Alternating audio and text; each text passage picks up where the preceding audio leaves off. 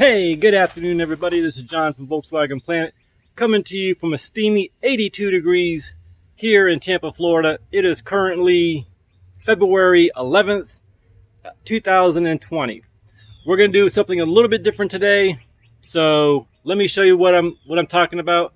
If you see in the picture, we've got the beautiful 1972 Super Beetle that we've been working on, been doing a series, but came across a I guess you could say a fork in the road, or a decision has to be made. And what the decision is this is the 1970 standard convertible. For those of you who don't know, Super Beetles, which is the black one, was started in 1971. So this is the last year of the standard convertible. Now, I bought this probably about 3 years ago, and let me go through a couple things that I want to show you, and I'll ask the question at the end of the video. For those of you who've been around, have been around for a couple years, you guys have seen a couple videos on this. This was the convertible that had the gas can, that literally had the gas can where the gas tank goes. But we'll talk about that in a second also. So 1970, for those of you who don't know, is the last year of the standard Beetle, which is this, because in from 71 to the end of production, if you wanted a convertible, it had to be a Super Beetle. So these are starting to really pick up their value. I think there was, now don't quote me, but 11,800-ish convertibles made. I'm not sure exactly how many production was a whole entire year, but they're starting to bring their own money. They're starting to come into their own, as some might say. I'm going to do a little walk around first and explain some things as we're going along. First, we're going to look at the back. I guess you call this the left wheelhouse. You can tell there is some little bit of crusty rust on there. It's not too bad, but I think the person who owned this before me was really starting to get into this car, and it looks kind of funky, but it makes a lot of sense in a way. Looking inside the holes that were cut out, you can tell if you need an inner well, or it's just the outer well. So I really like that, and I think that's could come into play when I'm making the choice of what to do with this. It's really not that bad a shape. I mean, I shouldn't say that because I've never restored one of these, but I've seen a lot worse, I guess you could say. Even along up in here, the main ridge is nice and solid. It's just, I don't know, I wanted to do a video because this thing may be going, but I need to know what you guys think. It does have, from what I've seen, all the wiring still, and I really don't care about the CV joints. You know, those of course will be replaced. For what we do know, it is not a auto stick, because there would be more holes over here. It doesn't look like it got wrapped in the rear end or anything, so that's a plus. And yes, this is where I took the water tray and put it into the Super Beetle. Again, guys, if you see a convertible, a lot of them came with that water tray. It's if you can find one at a swap meet, highly recommend getting one. They're really handy. But before I go into the front of the car, just wanted to show you the ridge where the convertible top does go onto the top goes onto the lip. Now, I don't know if I 100% believe this, but in a way, I sort of kind of do. This is all original. This is the original top from 1970. According to the last owner, it was in his family since day one. What I like about this is it's glass. And if you kind of step back, it almost looks like an oval, because you would think it would be a little bit wider or a little bit taller, but I'm not sure. For those of you who have convertibles, comment below and let me know what you think. So we're going on to the quarter. Now, some of you may think, oh my God, that looks bad with that whole entire piece missing right there. But that's not what holds convertibles together. What holds convertibles is the reinforcement. It's almost like a box now, and I'll show you the inside of what that box really is. And it has everything else, you know, the heater channels and all that good stuff. And but I want to show you what's in there first before I open the door. So a lot of convertibles, when they start getting all rusty and they start getting all, you know, crunchy up into this panel right here, when you close the door, it'll become misaligned. If you notice this, the lines are nice and clean. You open the door, the pillar needs a little bit of work, but you can tell it's not jumping around like they normally do. And when you close it, nice and good, and, you know, you want to hear that click, just like that. See? And then the body lines, well, it's not even closed very well, but you see how the lines line up? No stress. It's not hitting and jumping up and catching into the latch. It's hitting the striker properly, and that's what you want to see. Now coming to the front, now also we know that this is a deluxe model. And how do you know it's a deluxe model? Because it has the trim pieces. So that, if you see if the car has the holes, we all automatically know it's a deluxe. I can tell you that from 1968 and up, looking at the package codes and verifying that. So some of you may have not known that. Little tip of the day. You learn something. I always learn something from you. So I thought I'd give back. Quick way to tell if it's a standard or a Super Beetle. If you look under the car, you can see that shock right there. That right there tells me that it is a standard as compared to the Super Beetle. Regardless of the year, it'll have a strut like that. So that's another way to tell if it's a Super Beetle convertible or a standard. So let's go back to the car. For those of you who are kind of obsessed and kind of crazy with this stuff too, it still has the original sticker from manufacturer, 1269, which tells us it's a 1970. Anything from about October on goes to the following year. Isn't that lovely? Just a nice click like that. Under the hood, it's in really good shape. You know what I mean? I'm just going to give you a quick little tour of what's been going on. And remember, this car has been sitting under a tarp for the last 3 years.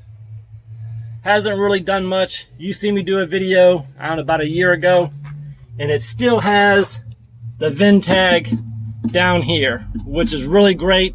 All my cars have these plates, and it's getting to the point where they've been hit so many times, it's hard to find that.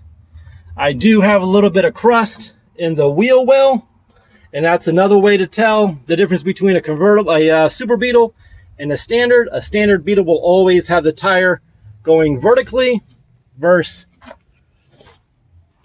the tire sitting in the well. So I do see some rust back. I guess it would be on top of the Napoleon hat, or it's not the, whatever this piece right here would be. So that would have to need some attention. And I want you guys to take note of what would need to be replaced in this. I mean, look how factory, or how it holds a lot of its still factory details. It has the stickers.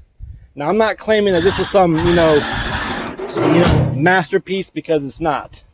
I don't have half the screws on the fenders, so that's why we got the misalignment there. Tires, that's just a whole nother story. We'll look up under the wheel well. Probably have to replace these pieces in here. But again, for the most part, it's pretty clean. Again, we're showing the shock, which tells me that it is a standard. Again, this side, the frame stiffener right above the frame stiffener, that whole piece would have to be replaced, of course, like I showed you on the other side. And same with this door. Watch this, just nice and clean closing. It doesn't jump. Got good lines match up. Still retaining the factory trim lines. Now on these are the exact same thing. You know, these have to be replaced also. This right here would be where the your running board would go. Now, for those of you again who don't know, your running board's attached to your heater channels, and that's where these little holes are right here. So that's why it's very important to get everything lined up and make sure you cross brace all your openings, because the convertibles will flex when you start to jack the cars up or put them on a lift and such like that, because they have no steel roof. The only reinforcement they really have on the convertibles, and I'll show you, we'll come back to the 68 back here, and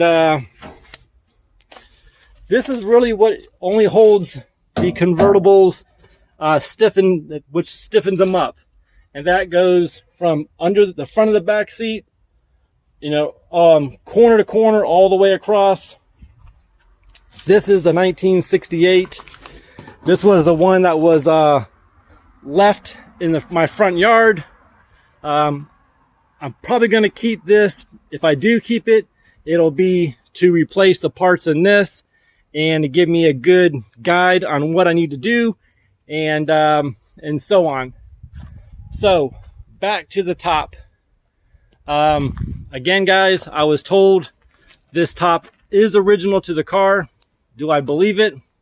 It's hard. It's really hard to say. I'm not that good, and to make that call. But the reason they were saying that they made that call, or I did talk to a couple people, is because of this line. I don't know. Like I said, I don't know the cars well enough to make that kind of call. I'll show you the back, and like I said, that's really about it. I'm going to show you underneath the car on the floor pans real quick.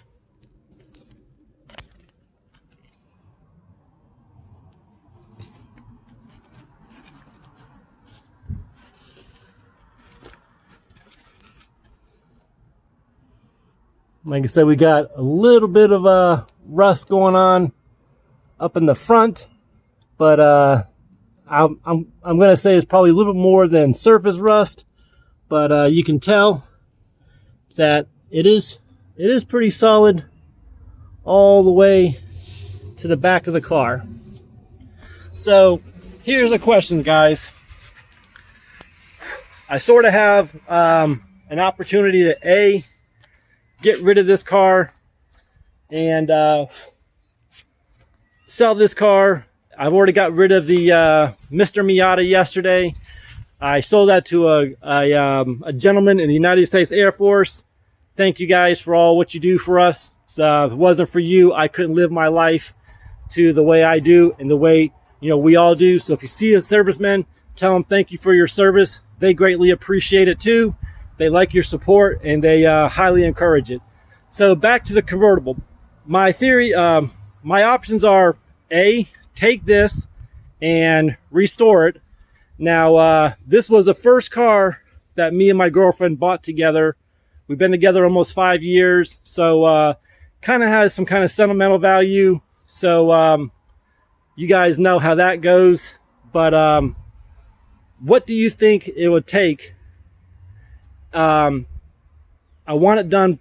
I won't say perfect, because I don't want to over restore it, but I want to be able to enjoy it as the classic that it is. What do you think it'll take to restore this car? Comment below. I'm curious to see what you're going to say, because I cannot justify, if I got to pay what I see the prices in Haggerty's or the other collector cars, or even what I've seen on like Mika Auto Auctions, which I've got several more auctions coming up, or Barrett Jackson, there is no way that A, I can justify paying that much, or B, I would pay in the 40s and up. And that's $1,000 to have a perfect, I won't say a perfect, but a good daily driver where you can also enjoy it being a classic. So I know this video is getting kind of long, guys, but that's where I stand. Like I said, I got rid of the Miata. I'm really cleaning house. And like I said, we all know where the 72, where we stand on that. Still got to do the brakes. And a couple little bit more electrical, and then that will be up and ready. Do I sit here and play with this, or do I've got an engine for it, I've got a transmission for it, I'd probably I would buy a new clutch and put it all back together. I'm pretty sure it will fire up. It is not a single port, it is a dual port, so it's supposed to be a 1500. I'm sure I got a 1600, but we could change that down the road if we decide to keep that. But again, I want to pick your mind, and I want you guys to comment below, what would you do with this car? Would you take a quick cash offer and getting it out of here, cleaning up, starting over, or would you basically just say screw it and never own a convertible and pass it on to somebody else? There's no way I can get this thing done this year because I got way too many projects, but is it worth keeping, guys? I guess that's what it comes down to. Thank you for your support. I know I haven't been making videos. The weather's been real, junky, so hopefully we can get back on track. I want to say congratulations to Jawbreaker. He just hit his 4,000 hours, 1,000 subscribers. He is now eligible for monetization. Good job, and hopefully go check his channel out. And if you want your channel mentioned when I do my videos, comment below, and we'll see what we can do. Thank you guys again. God bless you. God bless your family. God bless our great nation, the United States of America. And remember, if you see a serviceman or woman, member of law enforcement, first responders, fire department, go shake their hand or just tell them thank you for what they're doing. Because without them, we can't live our life. And so take care, guys. Have a great day, and we'll catch you on the next video.